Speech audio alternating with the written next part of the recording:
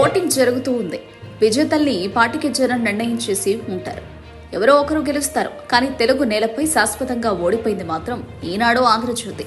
విలువలు, విశ్వసనీయత, దశాబ్దాల గుర్తింపు అన్నీ గాలికి వదిలేసి నగ్నంగా చంద్రబాబు భజన చేసి నవ్వుల పాలై దిగజారడానికి వీలైనంత పాతాడానికి దిగిపోయాయి. ఇప్పటికే పత్రికల పేరుతో ప్రజాస్వామ్య సంరక్షణ నాటకంలో వేల కోట్ల సామ్రాజ్యాలు నిర్మించుకున్నాయి. ఇక పత్రికలు ఉంటే ఎంత, పోతే ఎంత అని బాబు తరపున బట్టలు లేని యుద్ధం చేసి ఎదుటివారి విలువల్ని ప్రశ్నించాయి. వీళ్ల దృష్టిలో 5 ఏళ్లలో జగన్ ఒక్క మంచి పని కూడా చేయలేదు. అతను నియంత, విధ్వంసకుడు, అప్పుల కుప్ప, పరిపాలనకు పనికిరాడు. ఆయనకి దోచుకోవడమే లక్ష్యం. జగన్ దిగిపోతే ప్రజలకి సుఖశాంతులు. న్యూస్ పేపర్ చరిత్రలో ఒక ముఖ్యమంత్రిపై ఇంత దారుణ దాడి జరగలేదు. సోషల్ మీడియా ఎదురు దాడి లేకపోతే జనం కూడా ఇదంతా నిజమనే నమ్మేవాళ్లు. ఈ 2 పత్రికల్ని కౌంటర్ చేయడానికి జగన్ తెలివిగా సాక్షి పెట్టుకున్నాడు. కానీ లేకపోతే జనం దాన్నే నిజమని అనుకునేవారు. జగన్ అదృష్టం ఏంటంటే హార్డ్ కోర్గా పనిచేసే సోషల్ మీడియా అన్ని వైపుల నుంచి కాపు కాస్తుంది. సాక్షికి ఎదురుదాడి, ఆత్మరక్షణ రెండూ సరిగ్గా చేతకావని క్లారిటీ ఉండడంతో ఈనాడు, జ్యోతి విజృంభించాయి. ఎంతలా అంటే రాప్తాడు సభకి లక్షల్లో వస్తే ఆ వార్త ఆంధ్రజ్యోతి ప్రచురించలేదు. సిద్ధం సభలు సూపర్ హిట్ అయితే ఈనాడు జనం లేరని రాసింది. ప్రపంచంలో ఐసిస్, అల్ఖైదా 2 గ్రూపులుంటాయి. అల్ఖైదా ప్రతిదీ ప్లాన్ చేసి అమలు చేస్తుంది. ఐసిస్ ఇష్టం వచ్చినట్టు దాడి చేస్తుంది. ప్లానింగ్ ఉండదు. జగన్ మీద ఐసిస్ తరహా దాడి జరిగింది. వివేకా హత్య కేసు అంటూ షర్మిలతో దాడి చేయించారు. ఇంకా అమల్లో లేని ల్యాండ్ యాక్ట్ని భూతంగా చూపించారు.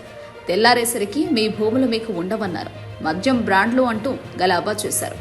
చంద్రబాబు మధ్య నిషేధాన్ని ఎత్తివేసినప్పుడు సారా ఉద్యమ సృష్టికర్త ఈనాడు నోరు మెదపకుండా నాటకమాడింది. ఆర్థిక విధ్వంసం అంటూ గావు కేకలు పెట్టిన వాళ్లు చంద్రబాబు సూపర్ 6 పై నోరు మెదపలేదు. వాలంటీర్లని మహిళా కిడ్నాపర్లు అన్న నోటితోనే జీతం పెంచుతానంటే కిక్కురుమనలేదు. ఏనాడు సంపద సృష్టించిన చంద్రబాబు సంపద సృష్టిస్తానంటే చప్పట్లు కొట్టారు. ఇంగ్లీష్ మీడియాన్ని దుమ్మెత్తిపోసిన వాళ్లు సైలెంట్గా ఉన్నారు. తల్లిని, చెల్లిని తరిమేశాడని పిక్చర్ ఇచ్చిన వాళ్లు చంద్రబాబు తన కుటుంబానికి ఎప్పుడు అండగా ఉన్నాడో చెప్పరు. రామ్మూర్తి నాయుడుని రాజకీయాల నుంచి తరిమేసిందెవరో చెప్పరు. మామ ఎన్టీఆర్ కుటుంబాన్ని కరివేపాకుగా వాడిన విషయం మాట్లాడరు. జగన్ పేదల్ని ఆదుకున్న విధానం నాడు నేడు, ఫ్యామిలీ క్లినిక్, ఇంటి దగ్గరే పింఛన్లు, వాలంటీర్లు, సచివాలయం, నాణ్యమైన మధ్యాహ్న భోజనం ఇవేవీ కనపడవు.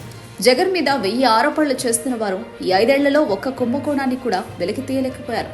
ఇదంతా దేనికి? జగన్ ఉంటే వీళ్ల పప్పులుడకవు. పత్రికల ముసుగులో వచ్చే ఆదాయం రాదు. వీళ్ల సొంత ప్రయోజనం కోసం పత్రికల్ని తాకట్టు పెట్టి నాట్యం చేస్తాయి. ప్రజా ప్రయోజనాలు అనేవి ముసుగు మాత్రమే. జగన్ పైన జనం నిర్ణయించుకుంటారు.